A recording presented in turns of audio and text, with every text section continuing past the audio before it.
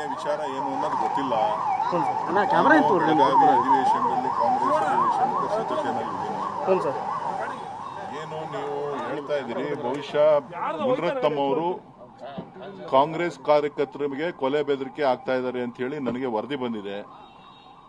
So ಅವರೇ ಗೂಂಡಾಗಳನ್ನ ಬಿಟ್ಟು ಈ ರೀತಿ ಗಲಾಟೆ ಮಾಡಿಸಿ ನನ್ನ ಮೇಲೆ ಆರೋಪ ಹೊರಿಸುವಂತ ಪ್ರಯತ್ನವನ್ನ ಮಾಡ್ತಾ ಇದ್ದಾರೆ. ಸೊ ಅವರ ವ್ಯಕ್ತಿತ್ವ ಏನು ಅನ್ನೋದು ಇಡೀ ರಾಜ್ಯದ ಜನಕ್ಕೆ ಗೊತ್ತಿದೆ. ಸೊ ಹಾಗಾಗಿ ಈ ಆರೋಪವನ್ನು ನನ್ನ ಮೇಲೆ ಆಗ್ತಾ ಇದ್ದಾರೆ ಹೊರತು ಅವರ ಬಿಜೆಪಿಯವ್ರಿಗಾಗ್ಲಿ ಬೇರೆಯವ್ರಿಗಾಗ್ಲಿ ಇದ್ರ ಬಗ್ಗೆ ಮಾತಾಡೋಕ್ಕೆ ನೈತಿಕತೆ, ನನ್ನ ಮೇಲೆ ಮಾತಾಡೋದಕ್ಕೆ ಯಾವುದೇ ನೈತಿಕತೆ ಇಲ್ಲ.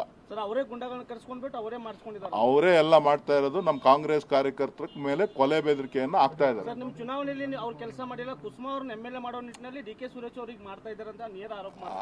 ಅದೆಲ್ಲ ಬೆಂಗಳೂರಿಗೆ ಬಂದ್ಮೇಲೆ ಮಾತಾಡ್ತೀನಿ ಅಂತ ಹೇಳಿ ಅವ್ರಿಗೆ.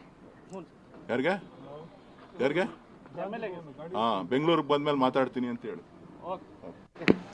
ಇದು ಡಿ.ಕೆ. ಸುರೇಶ್ ಅವರ ಮಾತುಗಳು. ಹಾಗೆ ನೋಡಿ, ಇವತ್ತು ಆದಂಥ ಒಂದು ಘಟನೆ, ಇದನ್ನು ಗಮನಿಸ್ತಾ ಇದ್ವಿ. ಮುನಿರತ್ನ ಅವರ ತಲೆಗೆ ಮೊಟ್ಟೆ ಹೊಡೆದಿರುವಂಥ ಒಂದು ಪ್ರಕರಣ, ಆ ದೃಶ್ಯ ಕೂಡ ಲಭ್ಯವಾಗಿದೆ. ಜೊತೆಗೆ ಈಗಾಗಲೇ ಒಬ್ಬನನ್ನು ಅರೆಸ್ಟ್ ಕೂಡ ಮಾಡಿದ್ದಾರೆ. ಯಾರಾತ ಅನ್ನುವಂಥದ್ದು ಈಗ ತನಿಖೆ ಮಾಡಿದ್ಮೇಲೆ ಗೊತ್ತಾಗತ್ತೆ.